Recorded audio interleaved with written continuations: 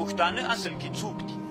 علامه سید جمال الدین افغان وایي په تتمة البیان کې وایي پښتانه اصل کې چې دي دا ایراني ټبره خلک دي، له هغوی نه دا رامنشعب سوي خلک دي. او بعضې علما د دنیا وایي پښتانه اصل کې بني اسرائیل دي، یعنې د یعقوب علیه السلام اولاده ده. اسرائیل خو د یعقوب علیه السلام نوم، یعقوب علیه السلام اولاده. که د سلسله د نسب طالبانو افغانا چې وو د افغانا وي د شاول زوی وو. شاول د حضرت طالوت علیه السلام په اولاده کې راځي، او طالوت علیه السلام بیا طالبانو حضرت یوسف علیه السلام په اولاده کې راځي. کریم ابن الکریم ابن الکریم ابن الکریم، یوسف ابن یعقوب ابن اسحاق ابن ابراهیم. دا طالبانو سلسله د نسب ګرځېږي. دا هغه اقوال دي چې د پښتنو په هغه باندې کېږي. د طالبانو څه مناسبت د بني اسرائیلو د پښتنو هم شته؟ یو مناسبت د طالبانو په لهجه کې ده. تاسې عبري ژبه واورئ، طالبانو بیا تاسو ته معلومات کېږي.